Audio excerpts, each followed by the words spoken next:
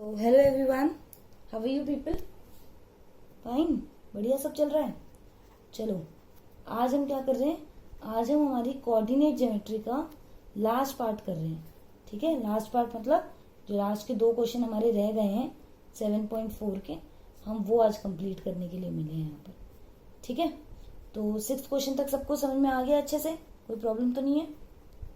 Fine, आपने अभी तक ट्राई कर लिए होंगे, और वैसे तो मैंने आपको लास्ट के 2 क्वेश्चन भी ट्राई करने के लिए बोले थे, तो आपने वो भी ट्राई कर लिए होंगे। तो अब हम देख रहे हैं इसका लास्ट का 3rd पार्ट। ठीक है, तो देखो हमारे पास क्या है, 7th क्वेश्चन है। कैसे करोगे बताओ?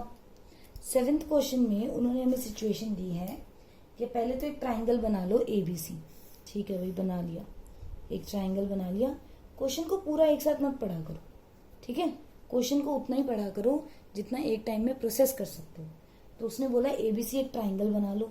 मैंने ट्राइंगल बनाया, ABC लिखा और उसके कोऑर्डिनेट्स लिख लिए। ये तो बेसिक चीज है। अब देखो, मुझे अभी कुछ नहीं पता इसको 2 पार्ट्स में डिवाइड करना है, इसका एरिया निकालना है, या कोई इसकी शो करना है, या आइसोसेलेस है, इक्विलेटरल है, क्या है, मुझे कुछ नहीं पता अभी इसके बारे में। अभी सिर्फ मैंने क्या पढ़ा है कि एक ट्राइंगल है जिसके मुझे कोऑर्डिनेट्स दे रखे हैं। अब पढ़ो, द मीडियन फ्रॉम ए से एक मीडियन BC को मीट करती है D पॉइंट पे। एक मीडियन BC को मीट करती है D पॉइंट पे। वो कहता है मुझे इस D के कोऑर्डिनेट्स बताओ। ठीक है भाई, बता देते हैं, कुछ नहीं होता। आपने बताया है ये मीडियन है, क्योंकि आपने बोला है कि ये मीडियन है, इसका मतलब ये D मिड पॉइंट है, इसका मतलब BD जो है वो CD के इक्वल होगा।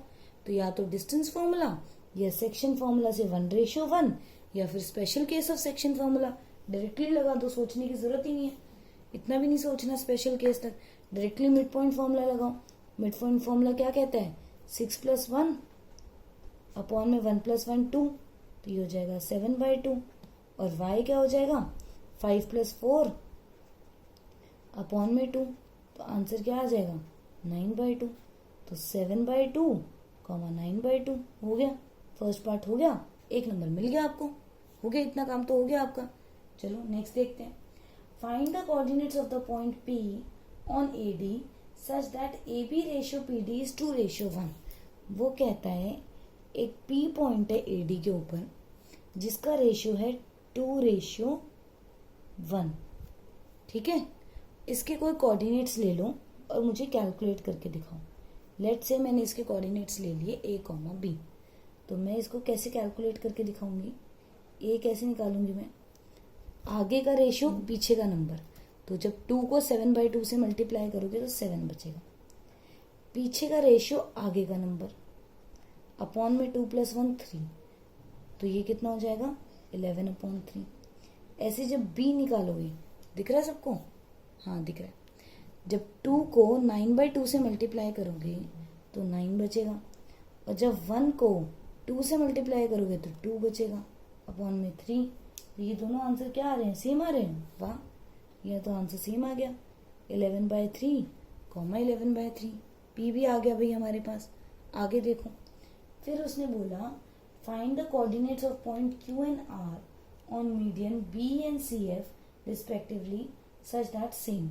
ठीक है, अब देखो, मैं अगर इधर बनाऊंगी तो ये बहुत ज्यादा मेसी हो जाएगा, तो मैं तुम्हें एक सब फिगर बना के समझा रही हूँ कि उसने तुम्हें बोला क्या है। उसने तुम्हें दोबारा से वो सारी चीजें रिपीट करी है कि अगर मैं इसी ट्राइंगल में एक BE से मीडियन, BE मीडियन बना देती हूँ, और ऐसे एक Q पॉइंट लेती हूँ जो भी 2:1 में डिवाइड कर रहा है, और ऐसे ही अगर मैं एक CF, ये तुम्हें शो करके दिखाना पड़ेगा, CF मीडियन लेती हूँ जिसमें R पॉइंट 2:1 में डिवाइड कर रहा है, तो ये जो सारे के सारे PQR होंगे, ये जो सारे के सारे PQR होंगे, इनके कोऑर्डिनेट्स आएंगे 11/3, 11/3।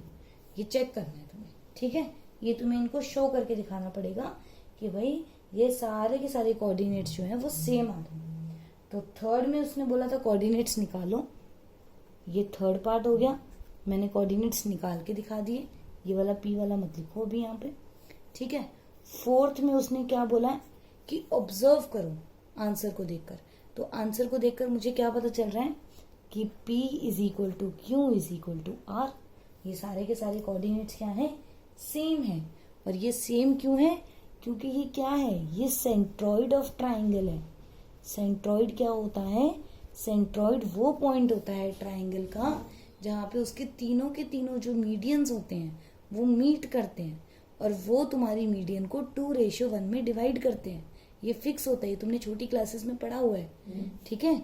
जब तीनों के तीनों मीडियन, मैं बनाने की ट्राई करती हूँ थोड़ा मेसी करे बिना इसको, जब तीनों के तीनों मीडियन एक पॉइंट पे मीट करते हैं तो हम उसको क्या कहते हैं, जी, जिसको हम कहते हैं सेंट्रॉइड ऑफ ट्राइंगल। और इसका रेशियो भी फिक्स होता है 2:1। ये तो ये हमें सॉल्व करवा रहा था, वरना ये चीज तो हमें पहले से पता थी।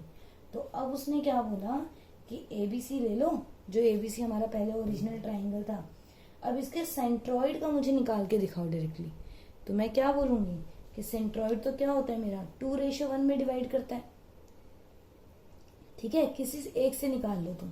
तो अगर मैं देखूं, डायरेक्टली करने की कोशिश करूं, तो मैंने इसको डायरेक्टली ये करके दिखाया कि अगर इफ जो मेरा सेंट्रॉइड है उसको मैं लेट से PQ से रिप्रेजेंट करती हूँ, ठीक है। मैंने इसको स्मॉल PQ से रिप्रेजेंट करा, क्योंकि मैं AB यूज कर सकती थी, XY यूज कर चुकी हूँ, और अब मैंने PQ से रिप्रेजेंट करा। तो मैंने आपको एक स्टैंडर्ड चीज बता दी कि जो मेरा P होगा वो क्या होगा, मेरा x1 plus x2 plus x3 upon 3, मतलब तीनों x के सम अपॉन में 3। और जो Q होगा वो होगा तीनों y का सम अपॉन में 3। तो ये एक तरीके से क्या हो गया, ये भी एक स्पेशल केस हो गया सेक्शन फॉर्मूले का। जैसे हम मिड पॉइंट निकालते हैं वो कैसे निकलता है, x1 प्लस x2 अपॉन 2, वैसे सेंट्रॉइड कैसे निकलता है, x1 plus x2 plus x3 upon 3, ठीक है। तो इसको सेंट्रॉइड कहते हैं। ये आपको शो करना पड़ेगा सारा का सारा करके। फाइन, थोड़ा कुछ अलग सीखा, हाँ, ये थोड़ी सी अलग चीज सीखी हमने। हमें पता चल गया कि जी जो सेंट्रॉइड होता है ट्राइंगल का वो कैसे निकालते हैं हम, डायरेक्टली अगर निकालना हो तो ये आप डायरेक्टली यूज कर सकते हो, ठीक है। चलो नेक्स्ट क्वेश्चन करवाते हैं। नेक्स्ट क्वेश्चन क्या है हमारा, नेक्स्ट क्वेश्चन लास्ट क्वेश्चन है हमारा इस चैप्टर का, ठीक है। तो ध्यान से देखना, वो मुश्किल भी नहीं है, तो इजी सा क्वेश्चन है ये क्या कह रहा है, ABCD एक रेक्टेंगल है, ठीक है भाई, है तो है। मैंने एक रेक्टेंगल बनाया, उसने मुझे खुद ही बता रखा था कि इसका नाम ABCD है। मैं यहाँ से इस वाले कॉर्नर से स्टार्ट करती हूँ, आपको यहाँ से करना है तो आप यहाँ से कर लो। ये हो गया -1,1, ये हो गया -1,4, C हो गया मेरा 5,4, D हो गया मेरा 5,-1। तो ये ऐसे करके मेरा रेक्टेंगल हो गया। अब वो कह रहा है PQRS, दूसरे पेन से बनाते हैं। वो कह रहा है PQRS इसके मिड पॉइंट है, PQRS इसके मिड पॉइंट है। तो वो कह रहा है कि इस quadrilateral PQRS is a square. Check करके बताओ कि क्या PQRS स्क्वायर है। ये इसके मिड पॉइंट है, ठीक है। ये आप रिप्रेजेंट कर सकते हो यहाँ पर। ये क्या है, सारे के सारे मिड पॉइंट है। तो वो चेक करने के लिए बोल रहे हैं कि PQRS को चेक करो कि वो स्क्वायर है, रेक्टेंगल है या रोम्बस है, ठीक है। अब मैं आपको एक छोटी सी चीज बताना चाहती हूँ पहले तो, कि हम कैसे कैसे शो करते हैं। सबसे पहले इफ ऑपोजिट साइड्स इक्वल, तो हम उसको कहते हैं पैरेललोग्राम, ठीक है। Opposite sides equal, equal, opposite sides equal plus angles is equal to 90 degree, तो हम उसको कहते हैं रेक्टेंगल, ठीक है। All sides equal, all sides equal, तो हम उसको कहते हैं रोम्बस। और क्योंकि आप एंगल को 90 डिग्री शो नहीं कर सकते, तो आप ये कर सकते हैं, आप डायगोनल्स को इक्वल शो कर सकते हैं। क्योंकि एंगल को शो करने के लिए हमारे पास कोऑर्डिनेट में कोई तरीका नहीं है, बट डिस्टेंस फॉर्मूला है, तो आप डायगोनल्स को इक्वल कर सकते हो।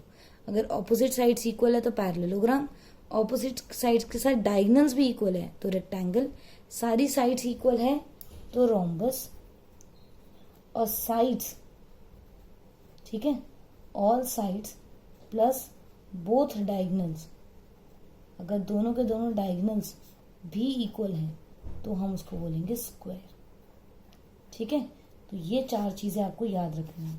ये मैं आपको सिर्फ आपकी प्रॉपर्टीज रिवाइज करने के लिए बता रही हूँ कि अगर आप भूल गए हो तो ये सब चीजें आपको रिवाइज, मतलब मैं आपको एक तरीके से दोबारा से रिवाइज करवा रही हूँ, ये आपको लिखना नहीं है। वो सिर्फ आपको बोल रहा है कि आप मुझे ये बता दो कि क्या है, P Q R S quadrilateral है तो ये क्या है, स्क्वायर है, रेक्टेंगल है, रोम्बस है, क्या है। तो मैंने कहा कुछ नहीं होता, हम सिर्फ इसका क्या निकाल ले, पहले आप इसके कोऑर्डिनेट्स निकाल लो। कोऑर्डिनेट्स कैसे निकालोगे, -1 -1 -2/2 इज -1, तो आंसर आएगा -1 -1 + 4 3 3/2, ऐसे करके सबके कोऑर्डिनेट्स निकाल लो। 4/2 इज 2, 4 + 4 इज 8, 8/2 इज 4, 2,4। ठीक है, करो जल्दी जल्दी करो। ये आ जाएगा 5/3/2, मिड पॉइंट का केस लगा कर, और ये आ जाएगा 2, -1। ये सब कुछ आ गया। अब तुम क्या करो, एक एक डिस्टेंस फॉर्मूला लगा दो। जैसे पी क्यू में डिस्टेंस फॉर्मूला लगाया तो पी क्यू में डिस्टेंस फॉर्मूला कैसे लगेगा, 2 ऑफ -1 का स्क्वायर प्लस 4 - 3/2 का स्क्वायर। आंसर देखो क्या आएगा, तो आंसर आएगा 2 + 1 3 का स्क्वायर 9, 2 LCM 8 - 3 इज 5, तो 25/4। LCM लूँ तो 36 + 25 इज 60, 35 25 60 61, तो ये आएगा मेरा आंसर आएगा 61/4।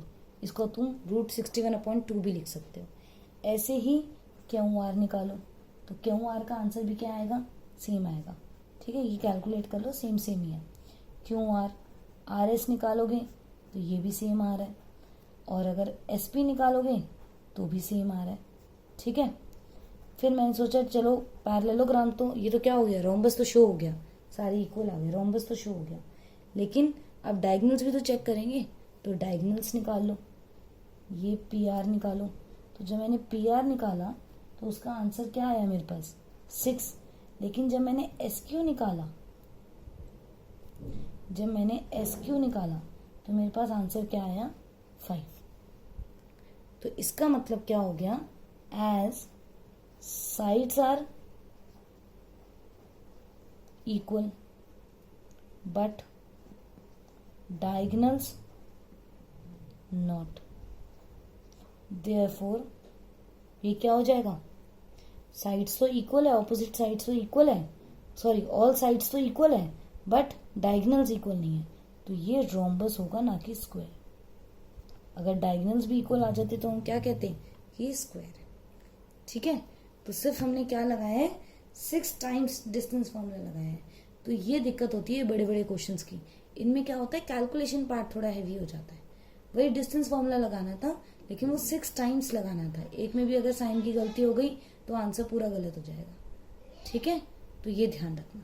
फाइन, तो मैं आपको मिलूंगी नेक्स्ट चैप्टर में। I hope will start with trigonometry.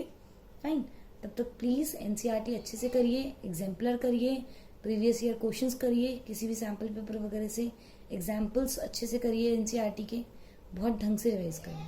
ठीक है, so I will see you in the next part. Bye bye, take care.